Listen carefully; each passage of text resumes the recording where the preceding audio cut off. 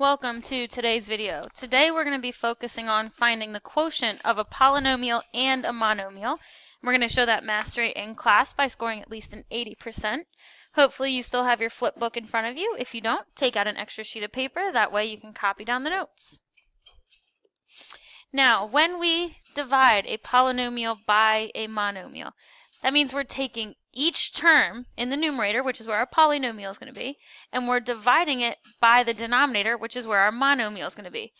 Make sure you divide your coefficients and then divide your variables, which just means we're subtracting the exponents. And then, if you have any, you can combine like terms. We still want alphabetical order, and we want exponents to decrease. So that still holds true even though we are dividing. If we look at our example, we take 4x squared divided by 2x, negative 6x over 2x, and 8 over 2x. Well, 4 divided by 2 gives me that 2, and 2 minus my 1 gives me 1, so it becomes 2x. Well, 6 divided by 2 is 3. X over x, well, that's saying a 1 minus 1, which is 0, so we don't even need to put the x there. In the last one, 8 divided by 2 is 4, and x is in the denominator, so it's going to stay in the denominator. We still want to use the laws of exponents. We don't want any negative exponents. Now, if we look at our first example, we have 16x to the 6th minus 12x to the 4th plus 4x squared all over 4x squared.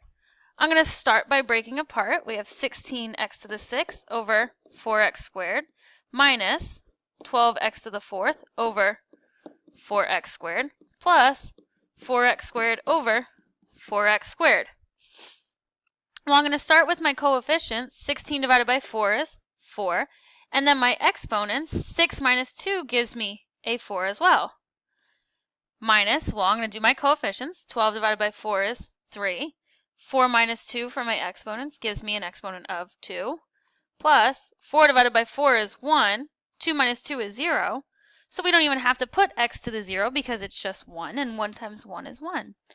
If I look, my exponents are in descending order. So that is my final answer. 4x to the 4th minus 3x squared plus 1. Now, if we look at our second example, we have 14x to the 3rd minus 12x squared plus 4x all over 2x. So I'm going to take 14x to the 3rd over 2x minus 12x squared over 2x plus 4x over 2x. I'm going to start with my coefficients. Well, 14 divided by 2 is 7. X to the 3rd, and that's a 1, so 3 minus 1 gives me x squared, minus 12 divided by 2 gives me 6, and this is a 1, so 2 minus 1 just gives me x. And you can put an exponent of 1 there to remind yourself, but you don't have to. Plus, 4 divided by 2 is 2, and x is 1 minus 1, which gives us 0. Our exponents are in decreasing order, so that is your final answer, 7x squared minus 6x plus 2. If we look at example 3, again, break it apart into its individual pieces. We have 2x cubed over 3x minus 5x squared over 3x minus 4 over 3x. Well, 2 divided by 3 I can't simplify, so I'm going to keep that the same. 3 minus 1 gives me a positive 2, so it's 2x squared over 3 minus, we can't simplify 5 over 3, but 2 minus 1 for my exponents just gives me an x, so it's going to be 5x over 3, minus, in this case we can't simplify 4 over 3, and we also don't have anything to subtract the exponent by, so it's going to stay in the denominator. Now, we didn't simplify much, but that is a more simplified answer. We want to make sure that if we can't divide the fractions, you just leave them as a fraction. If you can simplify the fraction, please do. But in these cases, 2/3 can't be simplified, 5/3 can't be simplified, and 4/3 can't be simplified.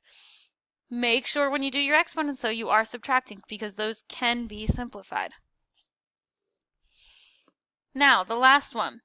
We're going to break it apart again. 7x to the fourth over 3x squared minus 6x squared over 3x squared plus 9x over 3x squared minus 2 over 3x squared. So I'm going to start with my coefficients. 7 divided by 3 can't be simplified, but 4 minus 2 can, so I'm going to have x to the second power. Here, 6 divided by 3 is 2. Well, x squared and x squared cancel, so it becomes 7x squared over 3 minus 2. Plus, 9 divided by 3 gives me a 3. And 1 minus 2 gives me x to the negative 1, which we all know we can't have negatives, so I'm going to make it 3 over x, minus nothing can be simplified, and so that x squared is going to stay on the bottom right where it is. Now, here's the thing with exponents for this one. If we look, I know we can't have negative exponents, but if I wanted to rewrite that, that would be 3x to the negative 1. This would become 2/3 x to the negative 2. So when we talk about decreasing order, you have to remember that when you have an exponent in the denominator, that is technically a negative exponent. So even though my last term has an exponent of 2, it's in the denominator, so it's treated as a negative 2 when it comes to ordering. We always want to make sure that your exponents are in decreasing, and that includes your exponents when they're in the denominator. Please bring your notes and any questions you have to class tomorrow. I look forward to seeing you then.